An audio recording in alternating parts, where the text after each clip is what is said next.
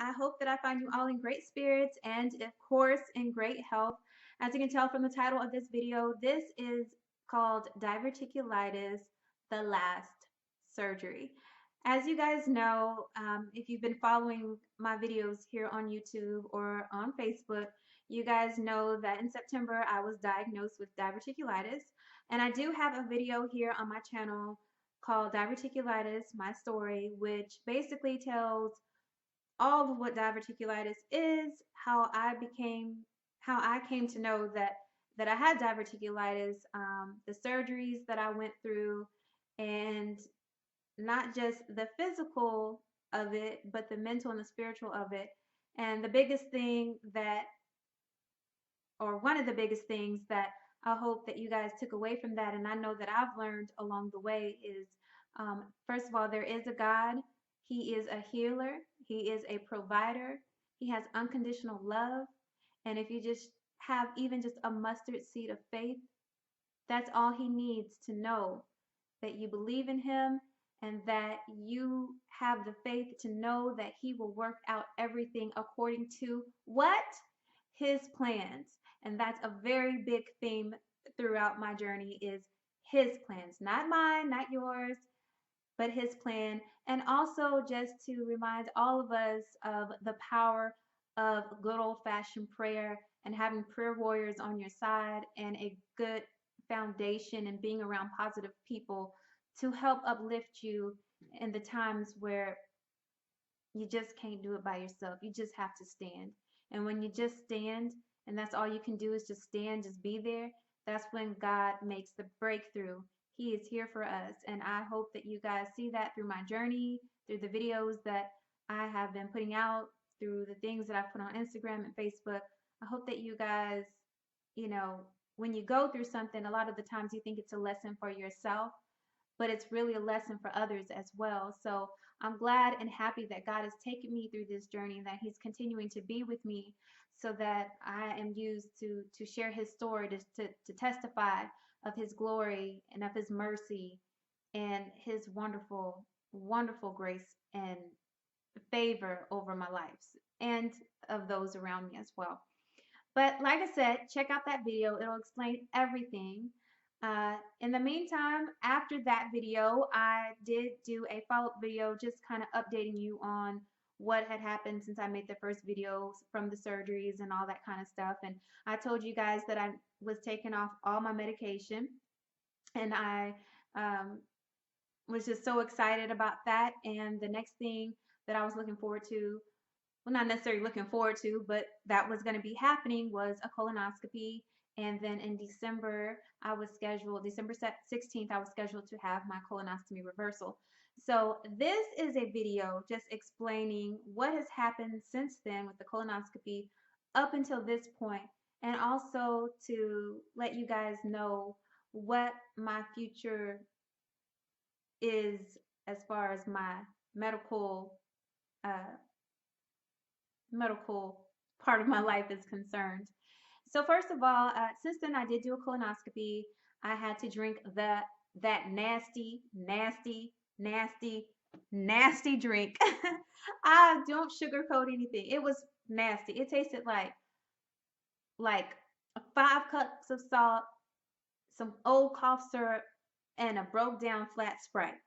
It was gross, but I was really nervous about the colonoscopy just simply because I didn't want them to find anything. I didn't want them to find cancer or, just any abnormalities um, on my colon. So I did what I had to do, drank that nasty drink, and went into my colonoscopy. Once I was um, put under anesthesia, they did the procedure and it took about 15-20 minutes. I woke up, my husband was there with me, and I was sent home. The doctor had told my husband that everything looked good and to have a Merry Christmas. So my colon, guys, is fine. Now I still have diverticulosis, which is actually the patches that are on the colon. I still have those, but nothing cancerous, nothing, that needed that they needed to further test or look into. So I thank God for that. So that was my first big, you know, breakthrough that I had in a while, and I was just so happy to have gotten that over with. Next thing I was looking forward to was my colonoscopy surgery, which is colonoscopy reversal surgery. As you guys know, and I stated in the video, I had a colonoscopy bag. And so I am blessed that they said after 3 months I would be able to get it reversed. So that would make that December. The doctor should have actually done it a week later than that, but he said that he knew the holidays were coming up. And of course, with your insurance, your deductibles and everything. And so he wanted to go ahead and get everything over with.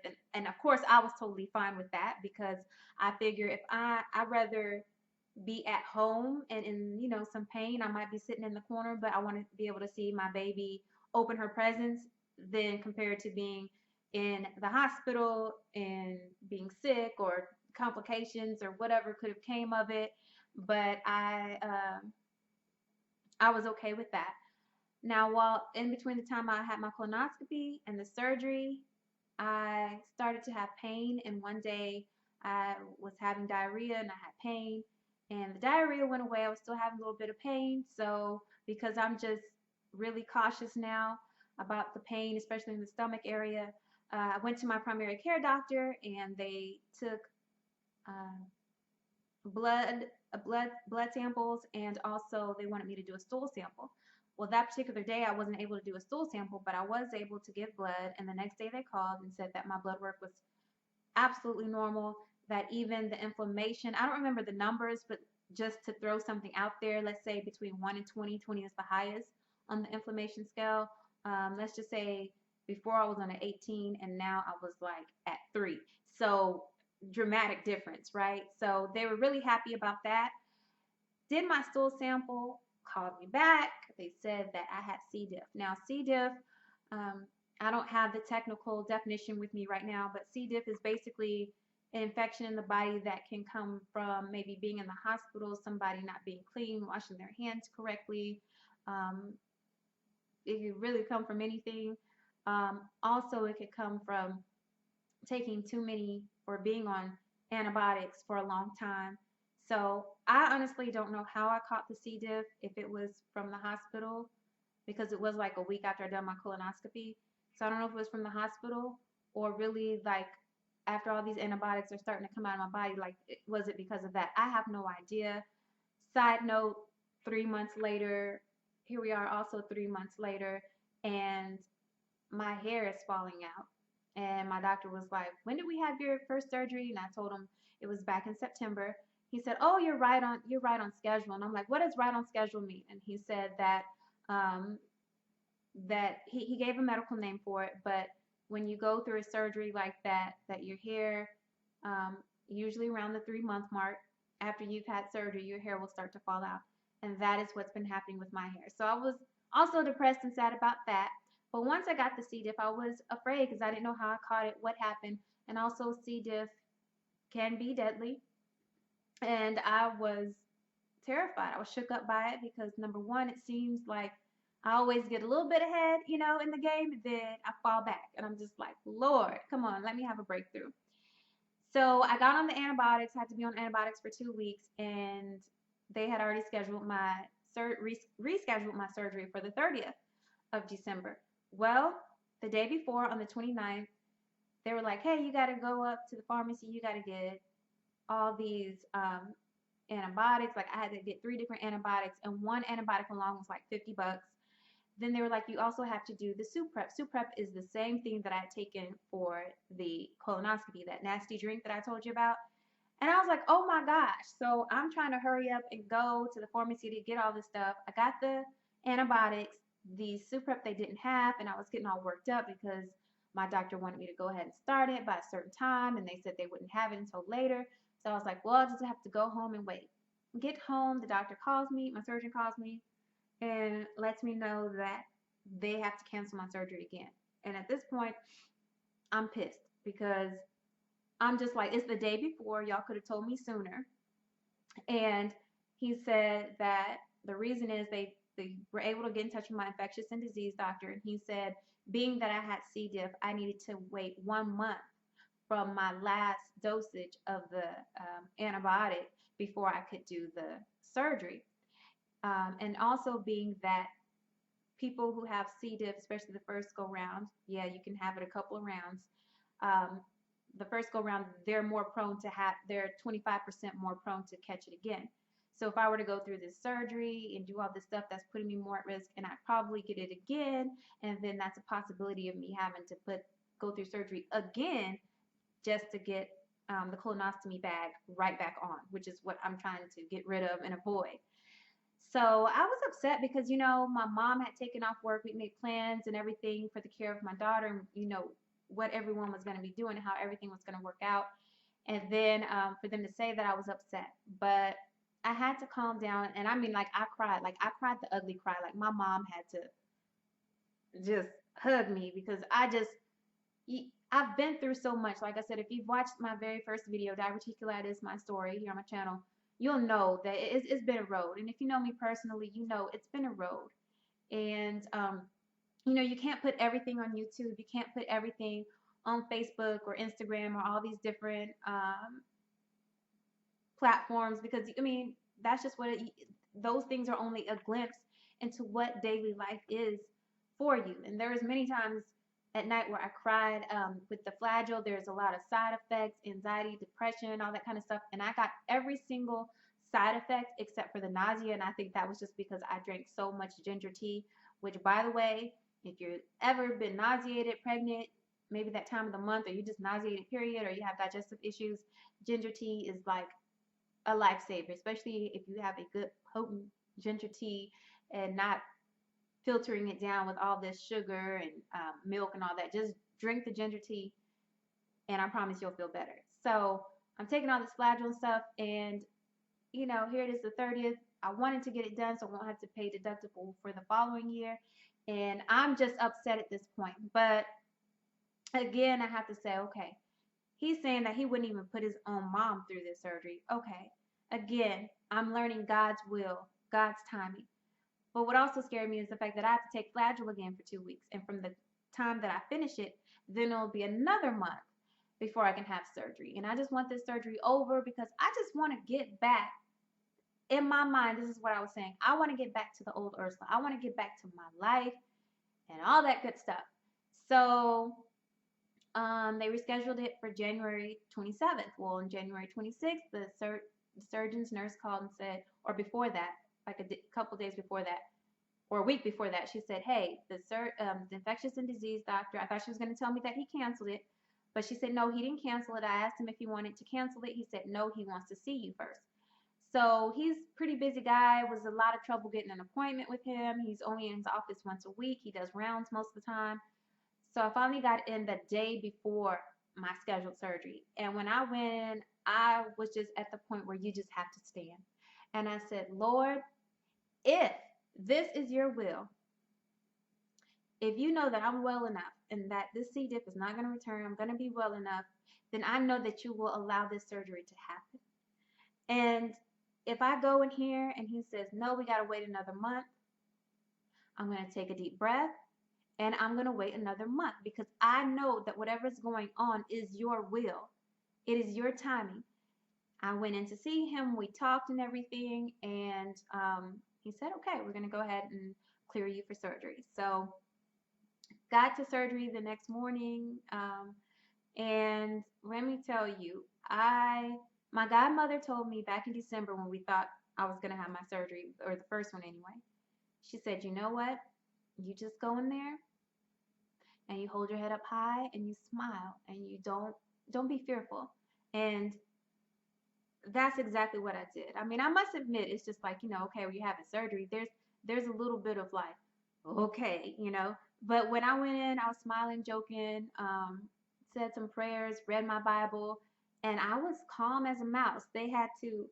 My veins are just really weird. I don't know if y'all can tell. I don't even know if you can see it, but let me see. No, you're not gonna be able to see it. But I have bruises on my arm because they had to poke me so many times because my veins are small, and then once they actually get into the vein, like it starts to roll, so they lose, what they're supposed to do, and, so they can get that needle in there. But I tell you what, the nurses were so hilarious and so funny. It was wonderful.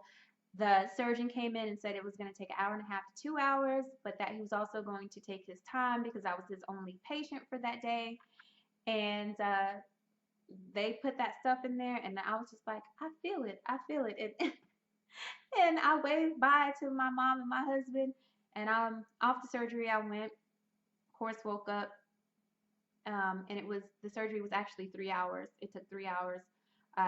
My mom and my husband were telling me they were getting a little bit worried after that 2 hour mark, but came out, everything was fine. He did the surgery laparoscopically, which, with the little microscope type thing, camera, and he didn't have to completely open me up because he said there's always that possibility if they find other things wrong, so forth and so on. He said everything went as planned.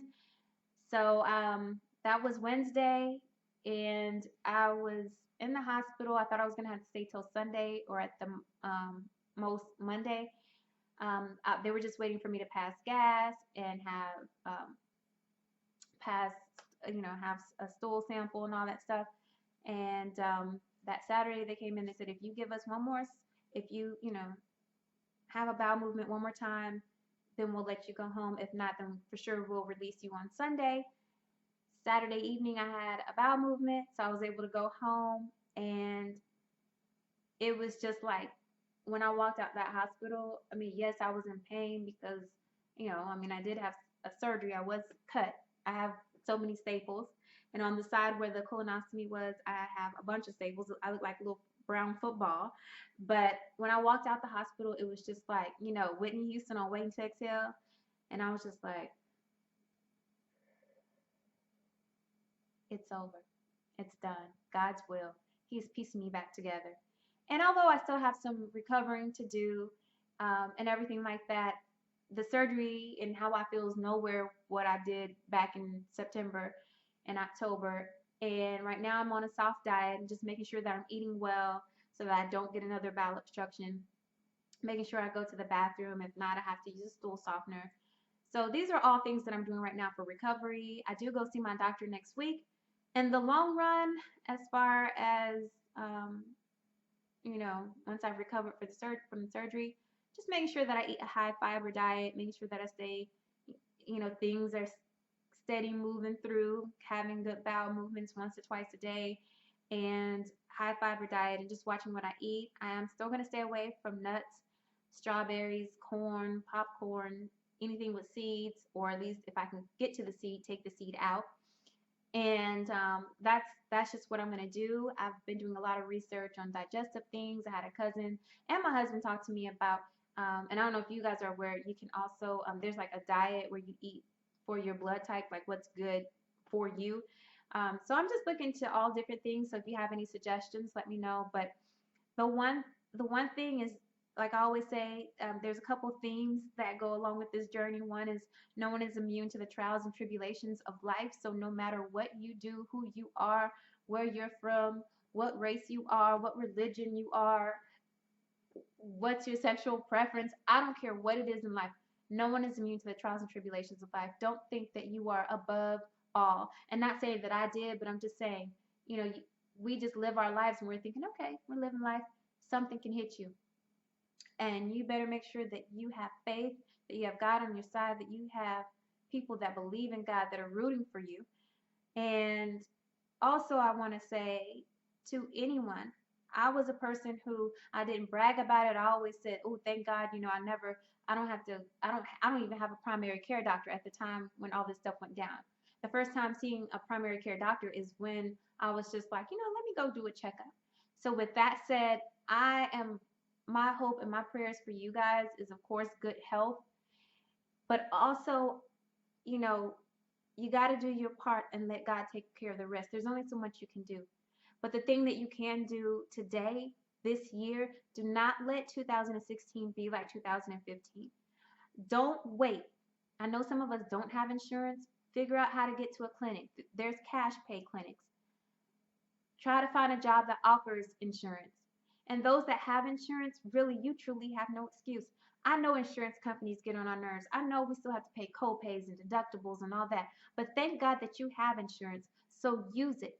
I know some of us are afraid to to go to the doctor because we're afraid of what they're going to tell us. It's not so much afraid of, oh, I got to give blood and all that. No, you're afraid of what that result's going to tell you. But if you know that you have God, no matter what result they tell you, know that you can be healed. Know that there is nothing too great for God to take care of.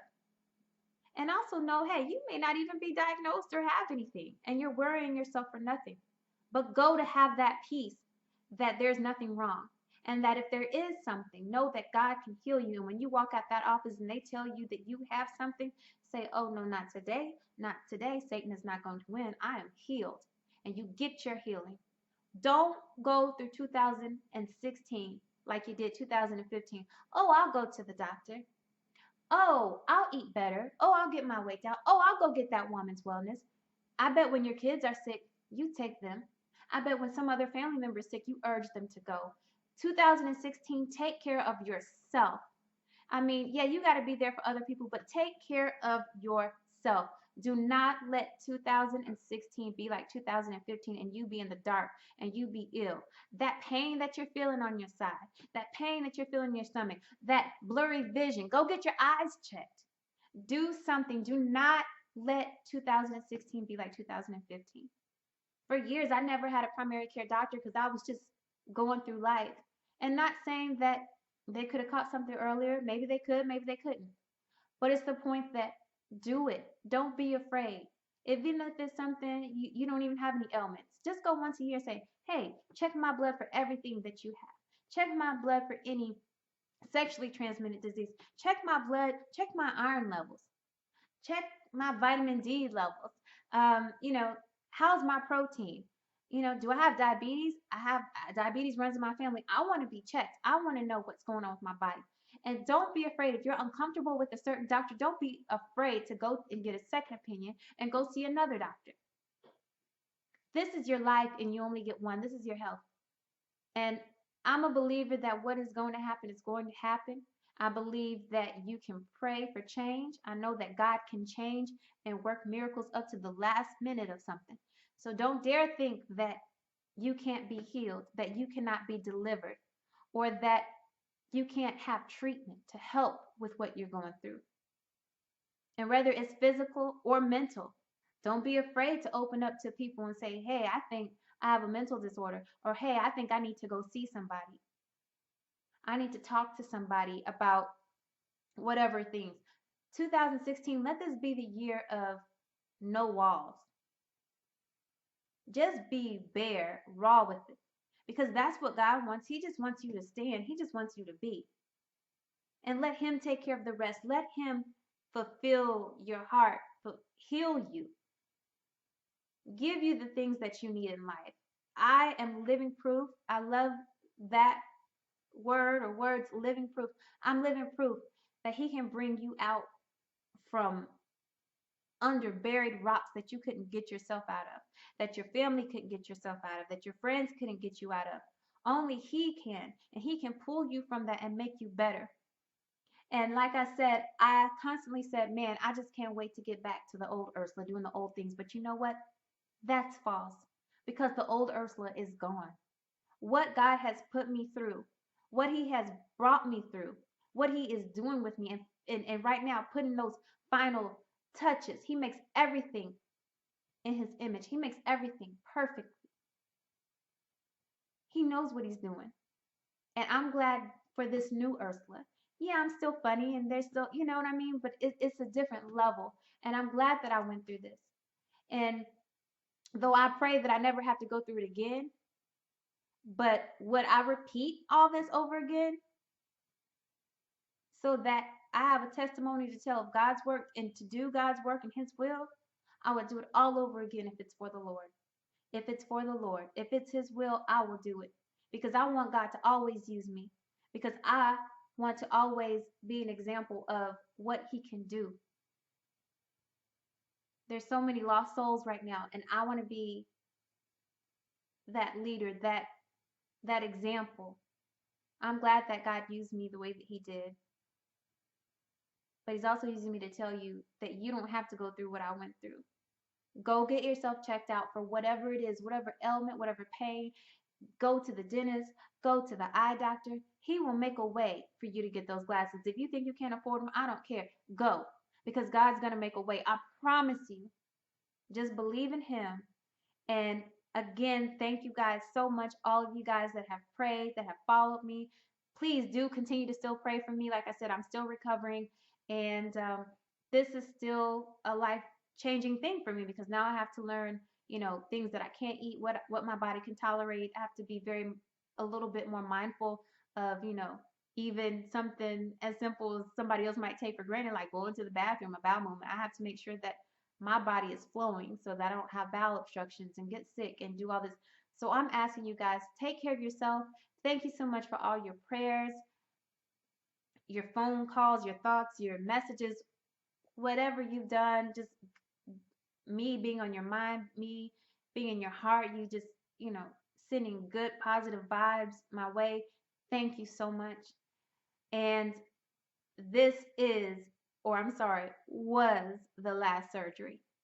I rebuke any illness. I'm on the road to recovery. God is putting his finishing healing touches on my body, because I have work to do. Thank you guys so much. Bye bye.